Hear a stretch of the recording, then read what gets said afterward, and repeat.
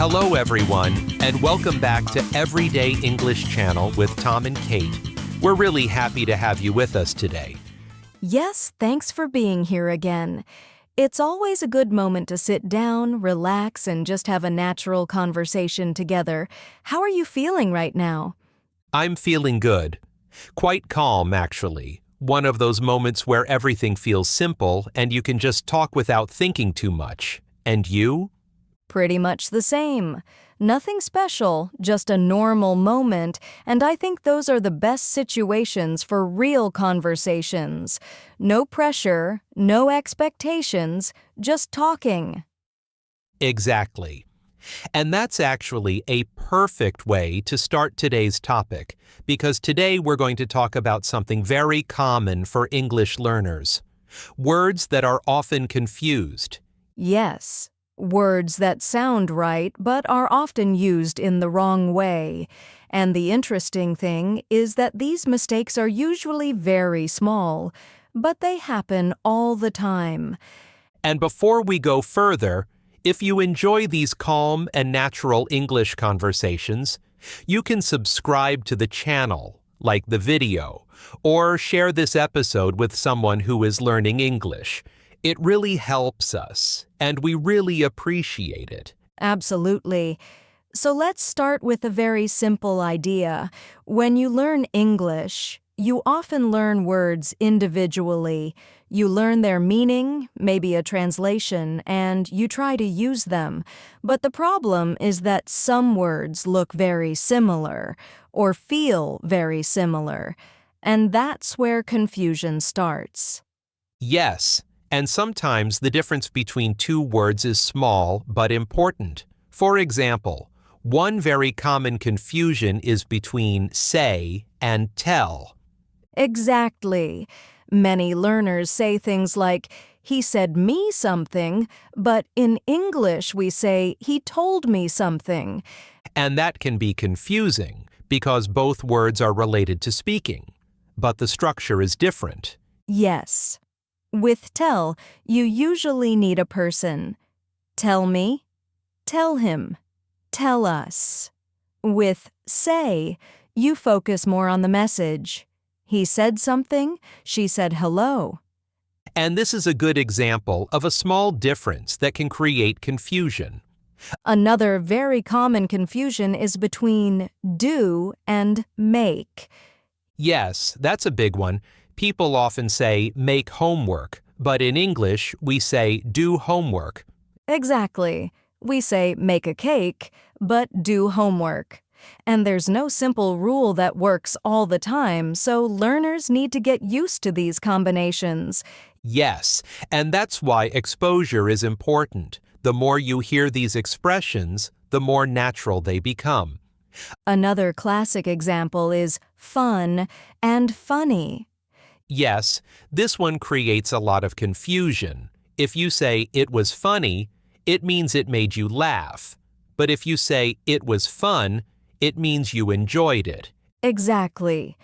So if you go to a party and say it was funny, people might think something strange or unusual happened. Yes, maybe people were laughing a lot, but that's not always what you want to say. These small differences can completely change the meaning of your sentence. Another common confusion is between borrow and lend. Yes, that's a very good example. If you say, "Can you borrow me your pen?" it sounds incorrect. The correct sentence is, "Can you lend me your pen?" And if you are the person receiving the pen, then you say, "Can I borrow your pen?" Exactly. So lend is when you give, and borrow is when you receive. Again, a small difference, but very important. Another interesting example is remember and remind. Yes, people often mix these two. For example, someone might say, "Remind me to call my friend," which is correct. But if they say, "I don't remind his name," that's incorrect. Exactly. The correct sentence is, "I don't remember his name." Remember is when something is in your memory. Remind is when someone helps you remember something. These are small details, but they appear very often in everyday conversations. Another common confusion is between job and work. Yes, that's a subtle one. People sometimes say, I have a lot of jobs today, but that sounds unusual. Exactly. We usually say, I have a lot of work today. Job is more specific. It's your position or your profession. Work is the activity. And this is why people often feel confused. The difference is not always obvious at the beginning. Another example is actually. Yes, this one is very interesting, especially for learners from certain languages. People often use actually when they want to say currently. Exactly. But in English, actually means in fact or in reality. So if you say, I am actually working, it doesn't mean I am working now. It changes the meaning. Yes, it suggests a correction or a contrast. These are the kinds of small mistakes that don't always block communication, but they can create confusion. And that's why it's useful to become aware of them. Not to be perfect, but to sound more natural and avoid misunderstandings. Another type of confusion that appears very often in English is when words look similar or sound similar but don't have the same meaning at all.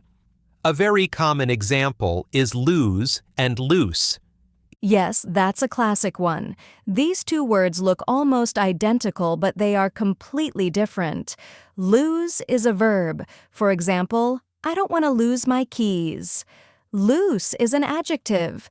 For example, this shirt is too loose. Exactly.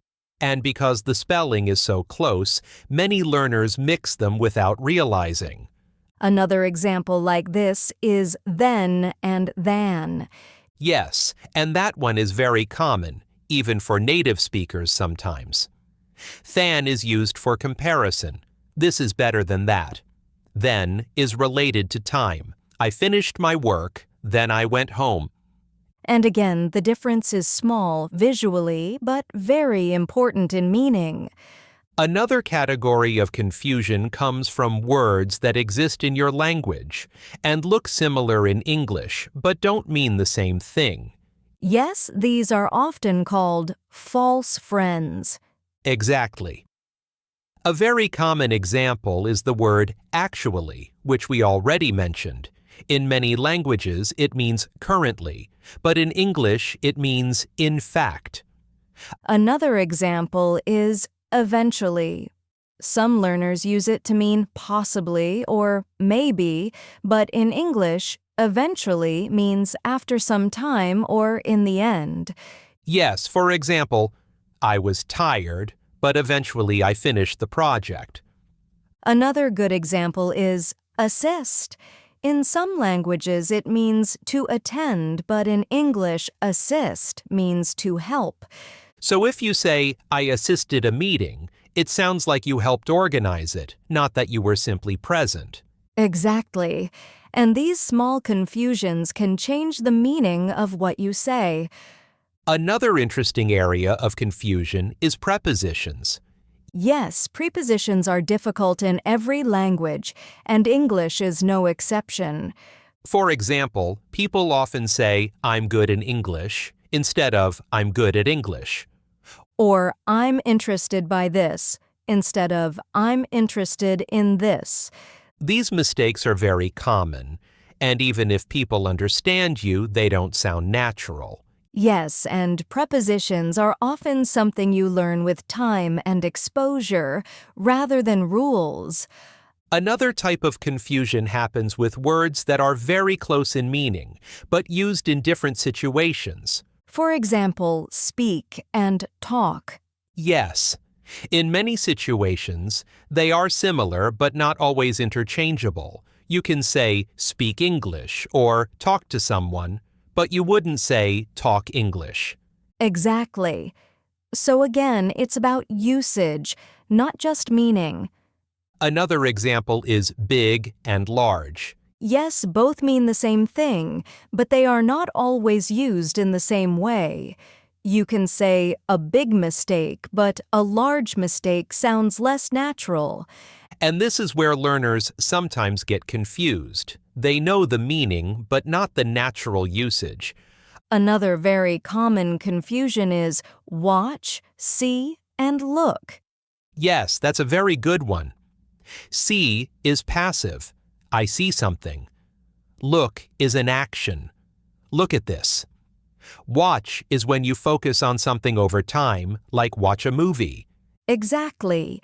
And mixing them can create sentences that sound strange, even if they are understandable. Another interesting case is hear and listen. Yes, hear is passive, like I hear a noise. Listen is active, like I'm listening to music.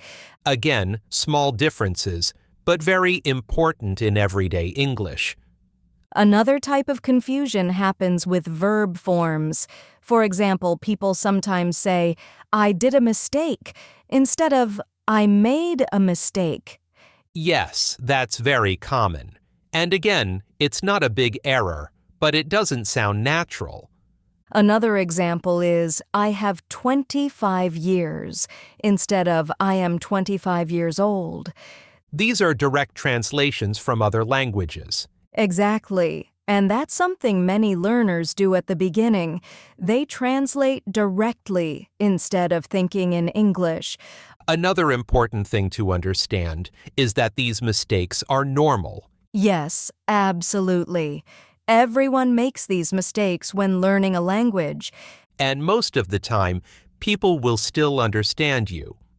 The goal is not to avoid every mistake, but to become aware of the most common ones. Because once you notice them, you start correcting them naturally over time. And that's how progress happens. Another very common source of confusion comes from words that feel correct because they exist in your language, but are not used the same way in English. For example, many learners say things like, I explain you, because in their language the structure is similar, but in English we say, I explain something to you. Yes, and this is a good example of how small structural differences can create confusion. The word itself is correct, but the way it is used is not. Another example like this is discuss. People sometimes say, discuss about something, but in English we simply say, discuss something. Exactly. There is no about. These are small details, but they appear very often in everyday English. Another interesting confusion is between advise and advice. Yes, this one is tricky because the words look almost identical. Advise is a verb. For example, I advise you to rest. Advice is a noun. For example, that's good advice. And because the pronunciation is also very close, many learners mix them without realizing. Another similar example is practice and practice, especially in British English. Yes, one is a noun and the other is a verb. But in everyday conversation, people don't always think about that, so confusion is normal. Another very common confusion is between since and for. Yes, this one appears all the time. People say, I live here since 5 years, but the correct sentence is, I have lived here for 5 years. Exactly. Since is used for a starting point, like since 2020. For is used for a duration, like for 5 years. Another area where confusion happens a lot is with still, already, and yet. Yes, these words are very common, but not always easy to use. For example, people sometimes say, I still didn't finish, instead of, I haven't finished yet. And again, even if the meaning is clear, it doesn't sound natural. Another example is, I already did it yesterday, which is correct, but sometimes learners use already in the wrong place in the sentence. These are details that become clearer with practice and exposure. Another interesting type of confusion is when learners try to use very formal words in everyday conversations. Yes, that happens quite often. For example, instead of saying help, someone might say assist in a casual situation. And while assist is correct, it sounds more formal. In everyday conversations, people usually prefer simpler words. Another example is purchase instead of buy. Yes, purchase is correct, but in daily life, people almost always say buy. So sometimes the problem is not that the word is wrong, but that it doesn't fit the situation. Exactly. And sounding natural is often about choosing the simplest word, not the most complex one. Another thing that creates confusion is when learners try to translate expressions directly. Yes, especially idiomatic expressions. For example, someone might translate an expression from their language word for word, and it doesn't make sense in English. That's why it's important to learn expressions as they are used, not as translations. Another useful idea is to pay attention to how native speakers combine words. Yes, because English is full of combinations that don't always follow logic. For example, we say make a decision, but do your best. And these combinations need to be learned through exposure, not just rules. Another important point is that confusion is part of the learning process. Yes, absolutely. Making these small mistakes means you are trying to use the language, and that's how you improve. Over time, with listening and practice, these confusions become clearer. You start to recognize what sounds natural and what doesn't. And little by little, your English becomes more accurate without extra effort. So if you sometimes confuse words, that's completely normal. The important thing is to notice these differences and keep moving forward. You don't need to be perfect to communicate. You just need to be clear, simple, and consistent. And with time, everything becomes easier. Before we finish, thank you very much for spending this time with us today. We hope this episode helps you better understand some of the common word confusions in English. If you enjoyed this conversation, don't forget to subscribe to the channel or share it with someone who is learning English. It really helps us, and we truly appreciate your support. Thanks again for listening. And remember, keep speaking English every day.